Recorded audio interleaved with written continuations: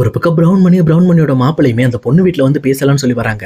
ஆனா வர்றதுக்கு முன்னாடி பிரவுன் மணி யோசிச்சு பார்த்துட்டு, "இங்க பார்றா, நம்ம ஃபர்ஸ்ட் டைம் அவங்கள பார்க்க வரோம். ஏதாவது ஸ்வீட் வாங்கிட்டு வந்துருவோம். ஏன்னா நல்லபடியா பேசணும் அப்படின்னா, நம்ம இப்படிதான் பேச முடியும்." அப்படின்ற மாதிரி அவங்களும் அங்கிருந்து ஸ்வீட் வாங்க கிளம்பிடுறாங்க.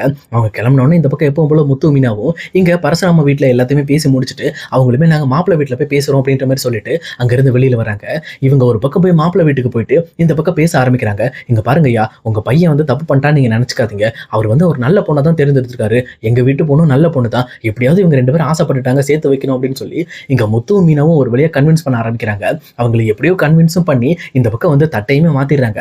அதே நேரம் இங்க பொண்ணோட அம்மா அப்பாக்குமே இந்த பக்கம் முத்து மீனாவை ரொம்பவே பிடிச்சு போயிடுது. அவங்களுமே இன்னும் கொஞ்ச நேரம் வெயிட் பண்ணுங்க, இந்த மாதிரி எங்களுக்கு ரொம்பவே முக்கியமான சொந்தம் ஒருத்தர் இருக்காப்ல, எங்க மாமா தான், அவர் வந்தவொடனே அவரை நீங்க பார்த்துட்டு போங்க அப்படின்ற மாதிரி சொல்றாங்க. ஆனா இது கேட்ட முத்துவுமே, "இங்க பாருங்கய்யா, நானே ஒரு டாக்ஸி ஓட்டுறவன், எனக்கு அடுத்த ஆர்டர் இருக்கு, நான் அதை போய் கண்டினியூ பண்றேன், நம்ம இன்னொரு டைம் மீட் பண்ணுவோம், கண்டிப்பா அவரை நான் பார்க்காம விட மாட்டேன்." அப்படின்ற மாதிரி எங்க முத்து மீனாவும் அந்த பையனோட அப்பா அம்மாட்ட பேசி முடிக்கிறாங்க. அதே நேரத்துல அதை முடிச்சதுக்கு அப்புறம் டைரக்டா வீட்டுக்கு போயிட்டு இந்த பக்கம் அண்ணாமலைட்டுமே அந்த விஷயத்தை பத்தி பேசுறாங்க. "இங்க பாருப்பா, இதுக்கு மேல பரசுராம அங்கிளை பத்தி நீ கவலைப்படவே தேவையில்ல. அவங்க வீட்டுல நடக்க வேண்டிய நல்ல காரியத்துக்கு நாங்க என்ன பண்ண முடியுமோ எங்களால முடிஞ்சதெல்லாம் பண்ணிட்டோம். அவங்க 2 வீட்லயும் சம்மதிக்க வச்சுட்டோம். இதுக்கப்புறம் அவங்க நாள் குறிச்சு கல்யாணம் பண்ண வைக்கிறது மட்டும்தான் நம்மளோட வேலை." அப்படின்ற மாதிரி இங்க முத்து மீனாவும் அண்ணாமலைட்ட சொல்லிட்டு இருக்காங்க. இதை கேட்ட அண்ணாமலைக்கு ரொம்பவே திருப்தியா இருக்கு. "பரவாயில்ல, நான் ரொம்பவே சந்தோஷமா இருக்கேன்ப்பா. நீங்க 2 பேரும் சேர்ந்து பரசோட எல்லா கஷ்டத்தையும் தீர்த்துட்டீங்க." அப்படின்ற மாதிரி இங்க அண்ணாமலையும் பாராட்டிட்டு இருக்காரு. ஆனா அதே நேரத்துல இன்னொரு பக்கம் மனோஜ், ரோகிணி அங்க வந்துட்டு பயங்கரமா பில்டப் பண்ண ஆரம்பிக்கிறாங்க. அதாவது ரோகிணியோட கையில மனோஜ் அப்படிங்கிற பேரை பச்சை குத்திருக்காங்க அப்படிங்கிறத எங்க வீட்டுல எல்லார் முன்னாடியும் காட்டி இந்த பக்கம் பயங்கரமா பெருமைப்பட்டு இருக்காங்க.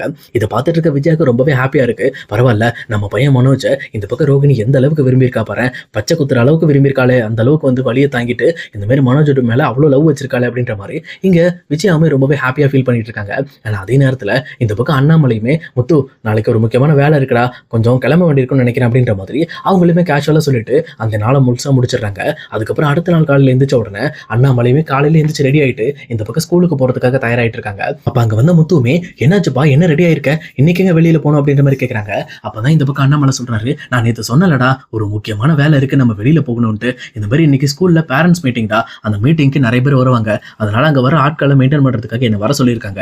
இன்னைக்கு ஒரு நாள் தான் வேலை, சேர்த்து ஒன்றும் பிரச்சனை இல்லவா, என்னை அப்படியே கொண்டு போய் விட்டுட்டு வந்துரு." அப்படின்ற மாதிரி எங்க அண்ணாமலை சொல்றாங்க. அதே நேரத்துல விஜயாவும் கிளம்பி, "என்னையும் அப்படியே டான்ஸ் கிளாஸ்ல விட்டுரு, எனக்கு இன்னைக்கு முக்கியமான வேலை இருக்கு." அப்படின்ற மாதிரி அவங்களும் டான்ஸ் கிளாஸ் போறதுக்கான வேலையை பார்த்துக்கிட்டு இருக்காங்க.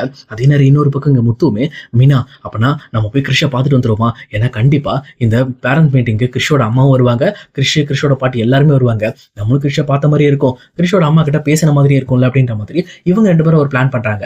ஆனா இப்படி இவங்க பேசிட்டு இருக்க விஷயத்த இங்க ரோகிணியும் கேட்டுட்டு பயங்கரமா காண்டாக்குறாங்க. "ச்சே, இவங்க குடும்பமே கிளம்பி வந்தாங்கன்னா நான் எப்படி என் பையனோட பேரண்ட் மீட்டிங்க்கு போக முடியும், சொல்லப்போனா என்ன தான் வர சொல்லியிருக்காங்க, இப்ப நான் போகாம இருந்தா பெரிய பிரச்சனை ஆயிடுமே." அப்படின்ற மாதிரி என்ன பண்ணலாம் அப்படின்ற மாதிரி யோசிச்சுட்டு இருக்காங்க.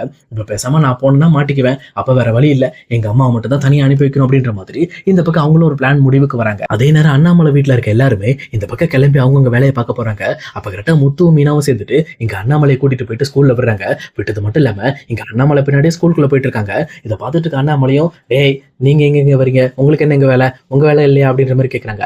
அப்பதான் இந்த பக்கம் முத்து பேச ஆரம்பிக்கிறாங்க. "அப்பா, இந்த மாதிரி இன்னைக்கு கிறிஷோட அம்மா, கிறிஷோட பாட்டி, கிறிஷ் எல்லாம் வருவான்ல, அதான் எல்லாரையும் அப்படியே பார்த்துட்டு போயிடலாங்கிறதுக்காக தான் நானும் மீனா வந்தேன்ப்பா. சொல்லப்போனா மீனா கிறிஷை பார்த்து ரொம்ப நாள் ஆச்சு, அதனால அவளும் கிறிஷை பார்க்கணும்னு ரொம்பவே ஆர்வமா இருக்கா, அதுக்காக தான் கூட்டிட்டு வந்தேன்." அப்படின்ற மாதிரி இங்க அண்ணாமலைட்ட சொல்றாங்க.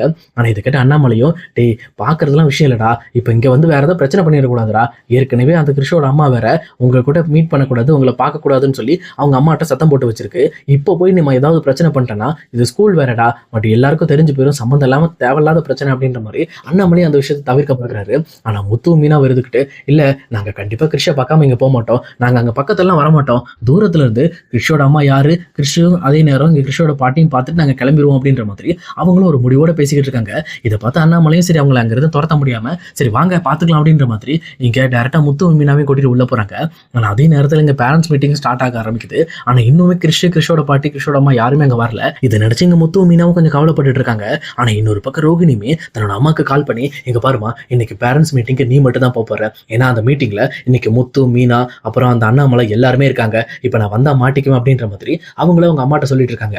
ஆனா அவங்க அம்மா இருந்துகிட்டு, "என்ன ரோகிணி, இது உன்னதான் கம்பல்சரி வர சொல்லணும்னு சொல்லி என்கிட்ட சொன்னாங்க, இப்ப நீ வரலன்னா நான் மட்டும் போய் அங்க என்ன பண்ண முடியும் சொல்லு, ஏற்கனவே அந்த டீச்சர்லாம் சேர்ந்து என்ன வாங்குன்னு வாங்கிட்டு இருக்காங்க, நீ ஒரு டைம் கூட அங்க பையனை விடுறதுக்கோ பையனை பத்தி விசாரிக்கிறதுக்கோ வரமாட்டேன்ற, இப்ப எல்லாரும் என்ன போட்டு டார்ச்சர் பண்ணுவாங்களே." அப்படின்ற மாதிரி எங்க ரோகிணியோட அம்மாவுமே டென்ஷன் ஆக ஆரம்பிக்கிறாங்க. ஆனா ரோகிணியுமே, "இங்க பாருமா இதெல்லாம் ஒரு விஷயமாமா, எவ்வளவுதான் அவங்க திட்டினாலும் வாங்கிக்கமா, நான் எவ்வளவு கஷ்டப்பட்டுட்டு இருக்கேன் எங்க மனோஜோட சேர்ந்து என் வாழ்க்கையை ஓட்டுறதுக்கும், அதே நேரத்துல என் பையனோட வாழ்க்கையை என் கூட சேர்க்கறதுக்காகவும் நான் ரொம்பவே போராடிக்கிட்டு இருக்கேன். அதே மாதிரி நீ கொஞ்சம் போராடு, ஒண்ணு நீ எல்லாம் உனக்கெல்லாம் ஒன்றும் ஆயிராது போ அப்படின்ற மாதிரி இந்த பக்கம் ரோஹிணி தன்னோட அம்மாவையும் திட்டி அந்த மீட்டிங்க்கு அனுப்பி வைக்கிறாங்க. அதே நேரம் இங்க கிறிஷோட பாட்டியை மட்டும் இங்க மீட்டிங்க்கு வராங்க. இதை பார்த்தோன்னே இந்த பக்கம் வந்து ஃபர்ஸ்ட் எல்லாருமே டவுட் ஆகுறாங்க. பட் இருந்தாலும் இங்க மீனாக்கு கிறிஷை பார்த்தோன்னு பயங்கரமான ஹாப்பி ஆயிடுது. எங்க கிறிஷ் கிட்ட போய் பேசுறாங்க அப்படின்ற மாதிரி சொல்றாங்க. அப்ப கரெக்டா அண்ணாமலை இருந்துகிட்டு மீட்டிங் முடிகிற வரைக்கும் எதுவும் பண்ணாதீங்க, மீட்டிங் முடிஞ்சதுக்கு அப்புறம் பேசிக்கலாம் அப்படின்ற மாதிரி இவங்க ரெண்டு பேரும் அமைதியாக உட்கார வைக்கிறாங்க. அதுக்கப்புறம் ஒரு வழியா இங்க ஒவ்வொரு பேரண்ட்ஸையும் கூப்பிட்டு அந்த பசங்க பண்ற தப்பு அது மட்டும் இல்லாம அந்த பசங்களோட நாலேஜ் அதிகப்படுத்துறதுக்கு இந்த மாதிரியான ஆக்டிவிட்டி எல்லாம் கொடுங்க அப்படின்ற மாதிரி ஒவ்வொரு பேரண்ட்ஸ்டையும் இந்த பக்கம் வந்து டீச்சர்ஸ் எல்லாம் சொல்லிட்டு இருக்காங்க. அப்ப கரெக்டா கிறிஷையும் கூப்பிடுறாங்க. அப்ப கிறிஷோட பாட்டி வந்து நிக்கிறத பார்த்துட்டு அந்த டீச்சருமே, எங்க நாங்க இவரோட அம்மாவை தானே வர சொன்னோம், நீங்க எதுக்காக நீங்க வந்து நின்றுட்டு இருக்கீங்க, இந்த மாதிரி சின்ன பையனை ஸ்கூல்ல கொண்டு வந்து விடுறதெல்லாம் ஓகே தாங்க, ஆனா இந்த பையன் மேல ஃபுல் கேர் இருக்கிறவங்க அவங்க அம்மா தாங்க வரணும், அவங்க கிட்ட தான் இந்த பையனை பத்தி நான் முழுசா பேச முடியும். சொல்லப்போனா கிறிஷோட பர்ஃபார்மன்ஸ் எல்லாம் ரொம்பவே மோசமா இருக்கு, என்ன பண்றதுன்னு எங்களுக்கு தெரியல, அவங்க அம்மா கிட்ட பேசலான்னு பார்த்தா நீங்க அதை பத்தி எதுவுமே கண்டுக்காம நீங்களே இப்போ வந்துட்டு இருக்கீங்க, அவங்க அம்மா எப்பதான் வருவாங்க அப்படின்ற மாதிரி எங்க டீச்சர் பிடிச்சி கிறிஷோட பாட்டியை சத்தம் போட ஆரம்பிக்கிறாங்க. அப்ப அவங்களுமே, இல்லம்மா அவங்க ஒரு முக்கியமான வேலையா இப்ப வெளியூர் போயிட்டாங்க, அவங்களால வர முடியாது, அதாம்மா நான் வந்தேன், என்னை மன்னிச்சிருங்க, இதுக்கு மேல நெக்ஸ்ட் டைம் நான் அவங்கள வர சொல்றேன் அப்படின்ற மாதிரி அங்க கிறிஷோட பாட்டியுமே அந்த டீச்சர்ட்ட கெஞ்சிக்கிட்டு இருக்காங்க. ஆனா அந்த டீச்சருமே ரொம்பவே டென்ஷன் ஆயிட்டு, என்னம்மா இது எப்ப கேட்டாலும் இதே சொல்லிட்டு இருக்கீங்க, இந்த பையனோட அம்மாக்கு பையனை விட எதுமா முக்கியம், பையனை தானே முதல்ல பார்க்கணும், அதை விட்டுட்டு வேலைன்னு வேலையை சுத்திட்டு இருந்தா அப்புறம் எப்படி நம்ம பையனை ஒழுங்கா வளர்க்க முடியும், அவன் சரியா வந்து பர்ஃபார்மன்ஸ் இல்லாம இருக்கான், சரியா படிக்க மாட்டேன்றான், ரொம்ப விளையாட்டுத்தனமா இருக்கான், அதை அவங்க அம்மாட்ட சொல்லி கண்டிக்கலான்னு பார்த்தா நீங்களும் புரிஞ்சுக்க மாட்டேன்றீங்களே பெரியவங்களா இருந்துட்டு அப்படின்ட்டு இந்த பக்கம் டீச்சருமே இங்க கிறிஷோட பாட்டியை கண்ணா அப்படின்னு திட்ட ஆரம்பிக்கிறாங்க. அப்ப கரெக்டா எங்க முத்து மீனாவுக்கு இருக்க வந்து, என்ன மன்னிச்சிருங்க, அவங்க அம்மா எங்களுக்கு தெரிஞ்சவங்க தான், நாங்க பாத்துக்கணும் அப்படின்ற மாதிரி இவங்களும் இங்க கிறிஷுக்காக அந்த டீச்சர்ட்ட வந்து சப்போர்ட் பண்ணி ஒரு வழியா கிறிஷோட பாட்டியும் கிறிஷையும் அங்கிருந்து கூட்டிட்டு நகர்ந்துடுறாங்க. அதுக்கப்புறம் தனியா கூட்டிட்டு போயிட்டு, என்னம்மா நல்லா இருக்கீங்களா அப்படின்ற மாதிரி இந்த பக்கம் மீனாவுமே கிறிஷோட பாட்டியும் கிறிஷையும் ரொம்பவே விசாரிச்சுக்கிட்டு இருக்காங்க. அப்ப இதெல்லாம் பார்த்துட்டு இருக்க முத்துக்கு பயங்கர ஹாப்பியா இருக்கு. பரவாயில்ல, மீனாக்கு இந்த அளவுக்கு கிறிஷ் மேல அன்பு இருக்கு பாரு அப்படின்ற மாதிரி ரொம்பவே சந்தோஷப்பட்டு இருக்காங்க. அதே நேரம் இன்னொரு பக்கம் இங்க கிறிஷோட பாட்டியுமே, இவங்க மட்டும் வரல அப்படின்னா நம்ம மாட்டியிருப்போம், ஏதோ கடைசி நிமிஷத்துல இவங்களுக்கு நமக்கு ஹெல்ப் பண்ணிட்டாங்க அப்படின்ற மாதிரி ரொம்பவே சந்தோஷப்பட்டுட்டு, ரொம்ப தேங்க்ஸ்பா நீங்க எனக்காக அங்க வந்து பேசுனதுக்கு அப்படின்ற மாதிரி இங்க கிறிஷோட பாட்டியும் தேங்க்ஸ் சொல்றாங்க. ஆனா இது கேட்ட உடனே இந்த பக்கம் முத்துவும் மீனா வந்துகிட்டு, இங்க பாருங்க நீங்க தேங்க்ஸ் எல்லாம் சொல்ல தேவையில்ல, கிறிஷ் எங்க பையன் மாதிரி, கிறிஷுக்காகவும் உங்களுக்காக நாங்க என்ன வேணாலும் பண்ணுவோம் அப்படின்ற மாதிரி அவங்களுமே ரொம்பவே ப்ரௌடா பேசிக்கிட்டு இருக்காங்க. அதே நேரத்துல இங்க முத்து இருந்துகிட்டு, என்னாச்சுமா இன்னைக்கும் கிறிஷோட அம்மா வரலையா, ஏன் அவங்க வேலைன்னு மறுபடியும் இங்க வந்து சுத்திட்டு இருக்காங்களா அப்படின்ற மாதிரி இங்க கிறிஷோட பாட்டி கேட்கறாங்க. அவங்களுமே இங்க ரோகிணியோட நிலைமையை பத்தி யோசிச்சு பார்த்துட்டு, என்னப்பா பண்றது, அவ வாழ்க்கையே ரொம்ப பயங்கரமா போயிட்டு இருக்கு, அவ வாழ்க்கையை சமாளிக்கிறதுக்கே போராடிக்கிட்டு இருக்கா, எங்க இந்த பையனோட வாழ்க்கையை பத்தி கவனிக்கிறது, இவனோட பர்ஃபார்மன்ஸ் குறையுது, நிறைய பிரச்சனைகள் வந்துட்டு இருக்குன்னு சொல்லி அவளுக்கும் தெரியும் தான், பட் இருந்தாலும் இந்த விஷயத்துல அவளால நாட்டத்தை கொண்டு வர முடியல அப்படின்ற மாதிரி இங்க கிறிஷோட பாட்டியுமே அவங்க பொண்ணுக்கு சப்போர்ட் பண்ணிக்கிட்டு இருக்காங்க.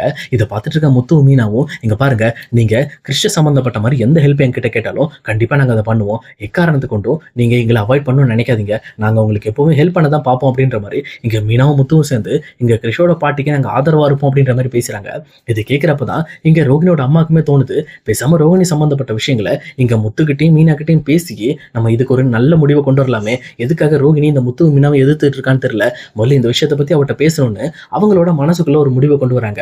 அதே நேரம் சரிப்பா டைம் ஆயிடுச்சு நான் கிளம்புறேன் அப்படின்ற மாதிரி இங்க கிறிஷை கூட்டிட்டு அவங்களும் அங்க இருந்து டேரக்டா வீட்டை பார்த்து கிளம்பிடுறாங்க. ஆனா இன்னொரு பக்கம் இங்க மீனாக்கு பயங்கரமான ஹாப்பி, அப்பா ரொம்ப நாள் கழிச்சு இன்னைக்கு கிறிஷை பார்த்தாங்க, பரவாயில்ல பையன் ரொம்ப கியூட்டா இருக்கான் அப்படின்ற மாதிரி இங்க கிருஷ்ணன் நினைச்சு முத்துவும் மீனாவும் ரொம்பவே ஹாப்பியா சந்தோஷப்பட்டு இருக்காங்க. ஆனா இன்னொரு பக்கம் ரோகிணியோட நிலைமை தான் ரொம்ப மோசமா இருக்கு. அவங்க தான் இந்த பக்கம் போறதா அந்த பக்கம் போறதான்னு தெரியாம நடுவுல மாட்டிக்கிட்டு பயங்கரமா கஷ்டப்பட்டு இருக்காங்க.